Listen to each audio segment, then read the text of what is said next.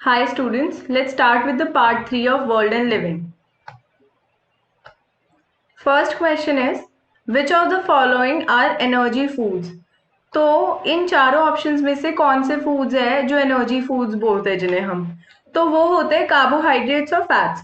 तो ये क्यों होते हैं? Because they provide energy in the form of calories that the body needs to able to work and to support other functions. Carbs और carbohydrates और fats इसीलिए energy foods के उसमें कंसीडर करते हैं क्योंकि ये हमारी बॉडी को कैलोरीज देते हैं जो हमारी बॉडी को सपोर्ट करता है और एनर्जी देता है ताकि हमारी बॉडी वर्क कर सके।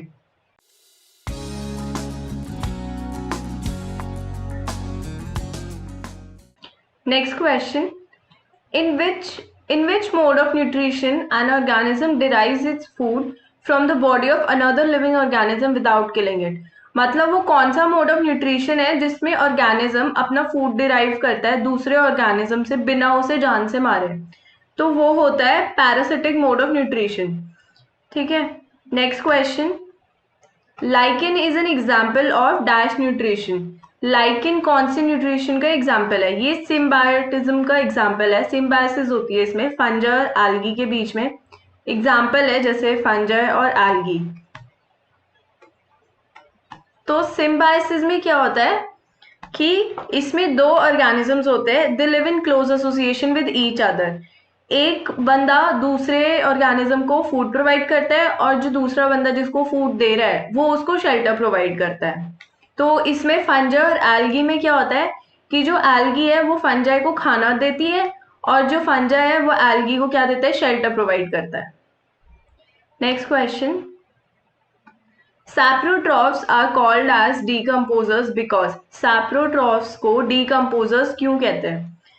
वो उसलिए कहते हैं because they catabolize the dead and decay organisms. ठीक है, वो फीड करते हैं डेड और डीकेइंग ऑर्गेनिजम्स पे, इसीलिए उन्हें डीकम्पोजर्स कहते हैं। Next question, the mode of nutrition found in fungi is. Fungi में कौन सा मोड ऑफ न्यूट्रिशन मिलता है हमें? वो होता है हमारे पास सैप्रोट्रॉफिक मोड ऑफ न्यूट्रिशन। इसमें क्या होता है कि organism which feed on dead and decaying matter. अब ये क्या होता है? Basically heterotroph type of nutrition के अंडर ही आता है। इसके और एग्जांपल्स हो सकते हैं जैसे मशरूम, मशरूम भी फंजाई के अंडर ही आता है वैसे तो। Next question, roots of plants absorb water from the soil through the process of. जो प्लांट्स की रूट्स होती है वो सॉइल से वाटर किस प्रोसेस के थ्रू एब्जॉर्ब करती है? वो प्रोसेस होता है हमारा ऑस्मोसिस। ऑस्मोसिस में क्या होता है कि there is a diffusion of water और अदर गैसेस या solvents through a semi permeable membrane. एक सेमी परमिएबल मेम्ब्रेन होती है, जैसे सेल की प्लाज्मा मेम्ब्रेन है वैसे ही प्लांट्स में भी सेल्स की मेम्ब्रेन होती है जिसके थ्रू ऑस्मोसिस होता है। हाई कंसंट्रेशन ग्रेडियंट होता है, लो कंसंट्रेशन ग्रेडियंट होता है, हाई से लो में जाता है। Next question, in humans each kidney has large number of filtration units called. दो किडनीज होती है, बीन शेप्ड किडनीज। दोनों किडनीज में हर एक किडनी में कितने नंबर मतलब काफी ज्यादा फिल्ट्रेशन यूनिट्स होते हैं, उनको हम क्या कहते हैं? नेफ्रॉन्स कहते हैं। नेफ्रॉन्स जो होते हैं फंडामेंटल यूनिट्स ऑफ वो होते हैं इसके kidneys. Next question, the site of photosynthesis in the cells of a leaf. Photosynthesis cell leaf cells में कहाँ पे होती है? फोटोसिंथेसिस जो होती है वो होती है क्लोरोप्लास्ट में। Next question, in amoeba food is digested in the. Amoeba में जो खाना होता है वो कहाँ पे डाइजेस्ट होता है? वो होता है फूड वैक्यूल में। और कैसे होता है? ये फैगोसाइटोसिस के थ्रू होता है। Next question, the enzyme pepsin is inactive in stomach without the presence of. तो HCl के प्रेजेंस के बिना जो पेप्सिन है वो इनएक्टिव रहता है। ये पहले पेप्सिनोजेन होता है स्टमक में, ठीक है, और HCl के प्रेजेंस में ये इसको एक्टिव कर देता है पेप्सिन फॉर्म में, जिससे कार्ब्स की डाइजेशन स्टार्ट होती है। Next question, villi present on the inner lining of the intestinal wall. जो विलाइज और माइक्रोविलाइज प्रेजेंट होते हैं इंटेस्टाइन के अंदर वाली वॉल पे, वो देखना है कि क्या करते हैं? हमेशा अगर हमारी बॉडी में कहीं भी विलायज होंगी, वो या तो कुछ कलेक्ट करने का प्रोसेस कर रही होगी, फंक्शन कर रही होगी, या तो सरफेस एरिया बढ़ा रही होगी ताकि एब्जॉर्प्शन ज्यादा हो सके। तो बेसिक इंटेस्टाइन का फंक्शन होता है एसिमिलेट करना, एब्जॉर्प्शन करना चीजों का, जो डाइजेस्टेड फूड है उसकी, उससे एनर्जी, कार्ब्स, फैट्स, इन सबको एब्जॉर्ब करना। तो वो प्रोसेस विलाई के थ्रू होता है, तो it increases the surface area for absorption. Next question, the contraction and expansion movements of the walls of the food pipe is called। जो contraction और expansion होती है food pipe की wall की, उसको क्या कहते हैं हम? उस movement को कहते हैं हम peristaltic movements, ठीक है, epiglottis की होती है। when a few drops of iodine solution, iodine का solution is added to rice water, rice water में हमने आयोडीन का सॉल्यूशन डाला, तो जो सॉल्यूशन है वो ब्लू ब्लैक कलर का हो गया। तो ये राइस वाटर हमें क्या इंडिकेट कर रहा है? कि उसके अंदर स्टार्च प्रेजेंट है बहुत ज्यादा, ठीक है। Next question, the enzyme pepsin is inactive in stomach without the presence of hydrochloric acid. Hydrochloric acid जो है वो पेप्सिनोजेन को पेप्सिन में कन्वर्ट कर देता है। Villi are present on the inner wall of the inner lining of the intestinal wall to increase the surface area for the absorption of the digested food. What is the correct sequence of the body parts in the human alimentary canal? Correct sequence क्या होता है body parts का? सबसे पहले mouth आता है हमारा, उसके बाद ईसोफेगस आता है, फिर स्टमक आता है, फिर स्मॉल इंटेस्टाइन, फिर लार्ज इंटेस्टाइन, फिर बाद में रेक्टम आता है। तो B is the correct option. Next question, identify the correct path for urine in human body. Urine का करेक्ट पाथ बताना है ह्यूमन बॉडी में।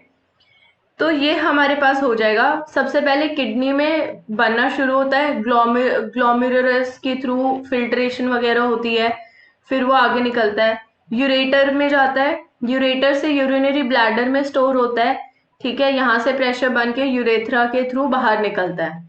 तो D is the correct option. The exit of unabsorbed food material is regulated by. जो unabsorbed food material बच जाता है हमारी बॉडी में, वो कैसे कहाँ से एग्जिट होता है? कौन रेगुलेट करता है? वो एनस में जो एनल स्फिंक्टर है वो रेगुलेट करता है। इससे सिर्फ बैक, ये यूनिडायरेक्शनल होता है, ये सिर्फ बाहर की तरफ ही, एक ही साइड पे स्फिंक्टर खुल सकता है, एक ही डायरेक्शन में इसके थ्रू फ्लो जा सकता है, ये बाई डायरेक्शनल नहीं है। Next question, what are the products obtained by anaerobic respiration in plants? क्या फाइनल प्रोडक्ट होते हैं of anaerobic respiration in plants? तो ये होते हैं हमारे पास, इथेनॉल बनता है, कार्बन डाइऑक्साइड बनता है और एनर्जी निकलती है। एनारोबिक में 2 ATP एनर्जी निकलती है। Next question, name the substances whose build up in the muscles during vigorous physical exercise may cause cramps। अब जो हमारी बॉडी में जब हम ज्यादा फिजिकल एक्सरसाइज करते हैं तो हमारी जो बॉडी में क्रैम्प्स आते हैं, वो क्यों आते हैं? वो कार्बन डाइऑक्साइड, वाटर, एनर्जी के रिलीज होने की वजह से आते हैं। Next question, name the pores in a leaf through which respiratory exchange of gases takes place. जो लीफ में गैसियस एक्सचेंज हो रहा है, उन पोर्स को क्या कहते हैं? जिन पोर्स के थ्रू हो रहा है वो, उन्हें हम कहते हैं स्टोमेटा, ठीक है। इसके थ्रू ऑस्मोसिस एंड डिफ्यूजन के थ्रू एक्सचेंज ऑफ गैसेस होता है। Next question, the respiratory pigment in human beings. Respiratory pigment in human beings कौन सा होता है? ये होता है हमारे पास हीमोग्लोबिन। हीमोग्लोबिन में जो हीम पार्ट है, दिस इज आयरन, और जो ग्लोबिन है ये प्रोटीन होता है, ठीक है।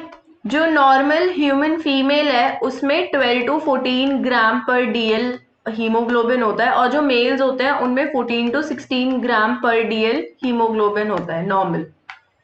अगर 11 से नीचे या 10 से नीचे चला जाए तो बंदा अनीमिक हो जाता है।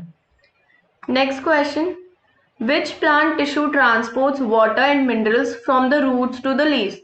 वो कौन सा प्लांट टिश्यू है जो प्लांट की रूट से पत्तों तक, स्टेम तक, लीव्स तक, हर जगह तक वाटर और मिनरल्स को ट्रांसफर करता है? वो होता है जाइलम। जो फूड करता है वो कौन सा होता है, वो फ्लोएम करवाता है। Next question, name the tube which connects the kidneys to urinary bladder. वो कौन सी ट्यूब है जो यूरिनरी ब्लैडर को किडनी से कनेक्ट करती है, तो वो है हमारे पास ureter. Next question, which part of nephron allows the selective reabsorption of useful substances like glucose, amino acids, salts and water into the blood capillaries। मतलब नेफ्रॉन का वो कौन सा पार्ट है जो सिलेक्टिव रीएब्जॉर्प्शन, मतलब कि एक बार एब्जॉर्प्शन ऑलरेडी इंटेस्टाइन में पहले हो चुकी है, वापस से रीएब्जॉर्प्शन होती है सिलेक्टिव चीजों की, जैसे ग्लूकोज, अमीनो एसिड, सॉल्ट्स और वाटर की, जो हमारी बॉडी के लिए एसेंशियल है। वो किस चीज के थ्रू होती है, वो ट्यूब्यूल्स के थ्रू होती है। ठीक है, तो आई सी इन द नेक्स्ट वीडियो। कोई भी क्वेरी हो प्लीज कमेंट सेक्शन में छोड़िए।